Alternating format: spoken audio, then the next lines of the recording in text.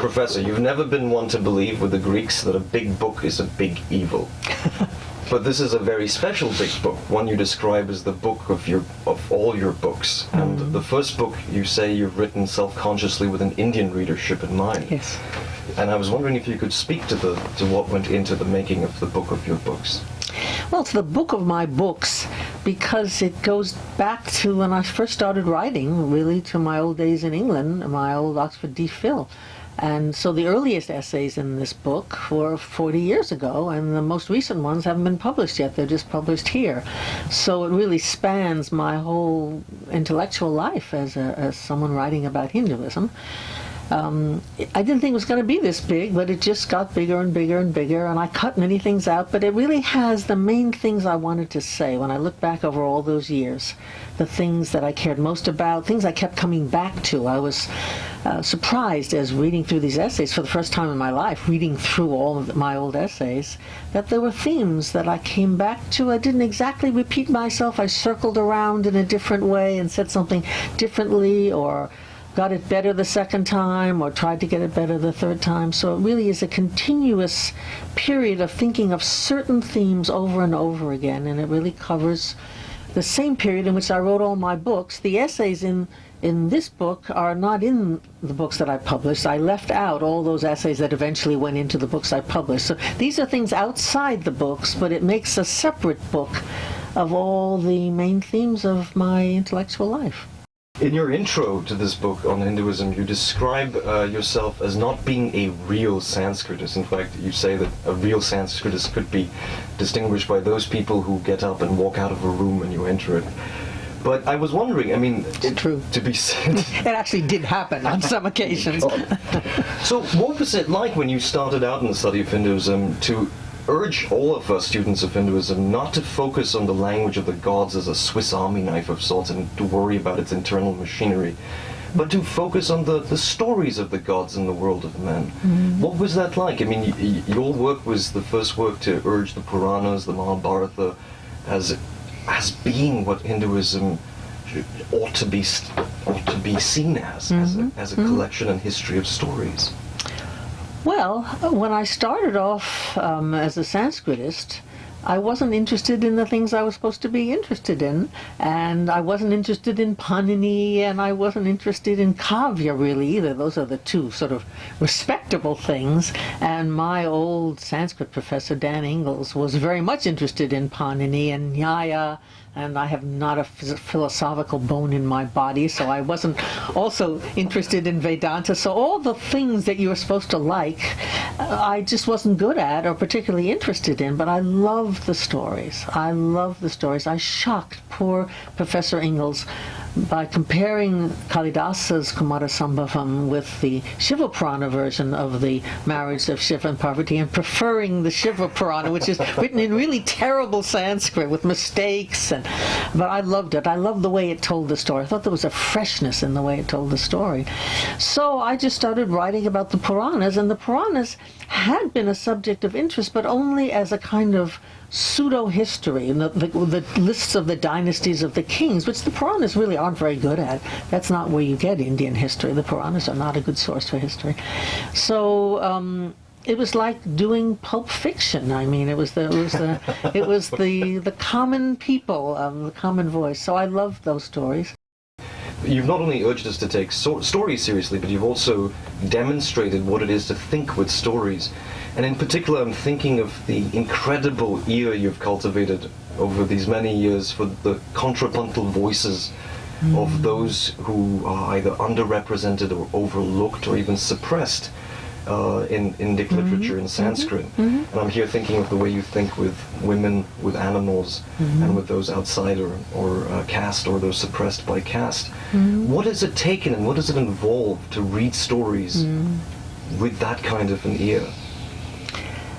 I think every scholar has her own interests, and so you always notice things in stories. If I read a story from China, about which I know relatively little, or Africa, I'll still notice the things that I'm interested in, and there are people in China and in Africa who are interested in the sorts of things I'm interested in. So I've always been interested in the people who work against the grain, against the hair, as the Sanskrit expression so nicely puts it. And I am a woman, and I am Jewish, and I grew up at the beginning of World War II, when anti-Semitism was much more of an issue than it is now, and I grew up during the Civil Rights Movement. So the world around me, my mother was very left-wing, so I was raised with an awareness of, my mother was very left-wing at a time when McCarthy was persecuting anyone who had anything to do with the Communist Party and so forth, or even who didn't have anything to do.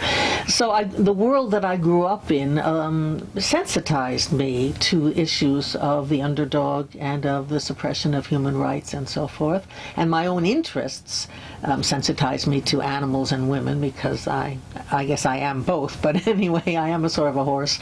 But I've always loved horses and dogs, and so I always just liked the stories that had things in them about women and animals, and I particularly liked the stories where I sensed a voice that was still there despite the overlay of the almost always Brahmin scribe who wrote the story down. And I felt that you could hear lower caste voices, and you could hear women's voices. You had Manu, who had nothing good to say about women, the laws of Manu, and nothing good to say about animals much either, really, except that you shouldn't eat them, which wasn't quite enough. But there were other texts where you had another point of view. You read the Kama Sutra, and there's a great deal of respect for women. And you read about Draupadi in the Mahabharata, and whoever composed those lines that Draupadi says in the Mahabharata knew women and liked women and respected women, whatever else was going on in Indian culture at the time. So it wasn't that hard to find, mixed in with the dominant culture, which was indeed caste-oriented and misogynist. It wasn't that hard to find these other voices, and they just sang out at me. I didn't hunt them down. They said, "Here I am, here's one." I said, "Wow, there's one." So I've always liked finding them and bringing them out and writing about them. So when I write about a text, I say, look at the women, look at the lower caste, look what's happening here.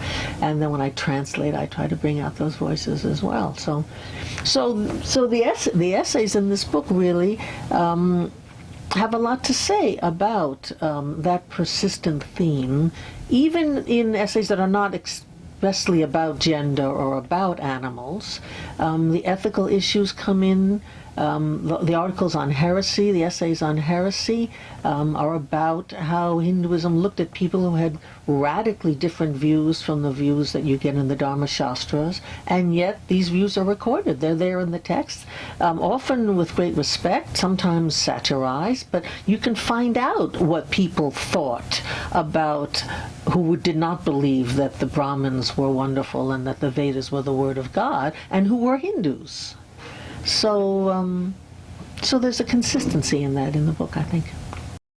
In a previous interview, I was very moved to hear you say that when it matters most in your life, at times of great loss or even great happiness, that you find yourself thinking in Hindu categories and thinking with the stories of the gods. In particular, Shiva, who you described very, very touchingly as pacific, as beautiful, violent, charming, and terrifying. That's Shiva, all right. What is it like to live with Shiva and Parvati and these stories? Well, I liked Hinduism and its stories from the start because I found meaning in the stories, which I felt was not limited to someone who was actually a worshipping, believing Hindu. I felt that the stories had a wisdom and a sad reality to them in some ways. I mean, when you look at the world around you and you read the headlines in the papers, or you just walk through any city or any landscape, it seemed to me it was not a world that was well covered by the ideas of the religions I'd been raised in, the world of Christianity and Judaism in America. And it seemed to me that Shiva is really the kind of God that could have made the world we live in. That the extremes of passion and power and beauty and the terrible things that human beings do to one another all over the world, and that happen in natural catastrophes and earthquakes and floods and things like that. That's Shiva. I mean, that's what it must be like. That's what the deity in charge of everything must be like, that the Hindu concept of what Shiva is like, with his beautiful dance and his terrible dance, and his beauty and his power and his ruthlessness, it just made sense to me. And when I experienced the first personal tragedy of my life, really, which was the death of my father, whom I loved so much, I had a hard time dealing with it. It also coincided with the birth of my child, and that was a lot to handle. And I was really not handling it well at all until one of my friends told me to look at what I was writing about. I was writing the book on the origins of evil, which I ultimately published in 1976. My father died in 71. My son was born in 71. So I was writing that book 5 years before it was published. So in the 70s, when I was working on that book, the Hindu ideas about why there is suffering, why there is evil in the world, what meaning it has, what kind of a pattern there may be that is meaningful despite the apparently random occurrences of tragic events and tragedies and personal tragedies, it really was what helped me.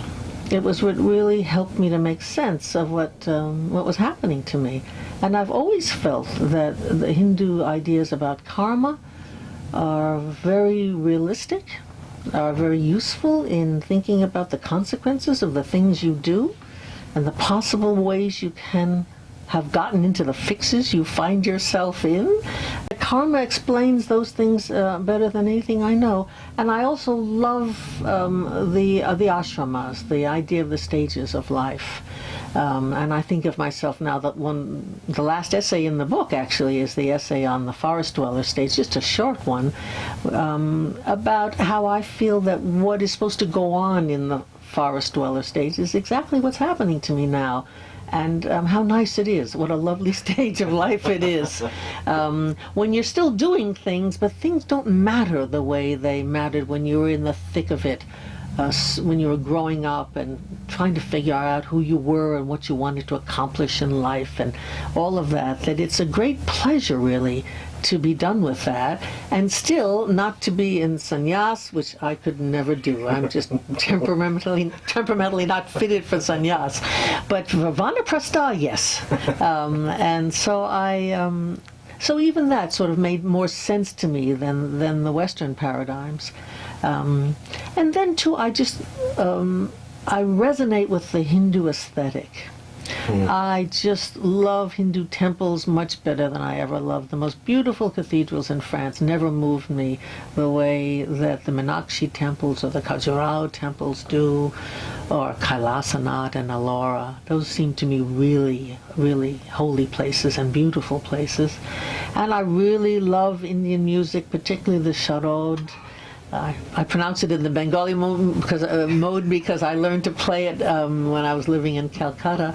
I love the way there are no frets on a sarod, that your hand just slides up and down. I think that's the way music should be, rather than a piano where every note is separate. I just think the sarod is a better way to construct a musical instrument. Indian literature, of course, Indian food. The way women dress in India, the saris, the colors of the saris. And you know, I was raised you're supposed to wear black, a little brown maybe, a little tasteful gray. And I always hated that. I always wanted to wear purple and orange at the same time. And everyone would say, oh, are you going to a circus or something like that? So in addition to the ideas that Hinduism is based on and the image of the particular god Shiva, I love the way that Hinduism is painted in its arts, that it's the way it's sung, the way it's painted and carved and sculpted and written about. So it's meant a great deal to me, these years of living with Hinduism. Thank you, Professor. It strikes me that we will see your lifelong engagement with it and how much it's meant to you in this book. Yeah, it's there.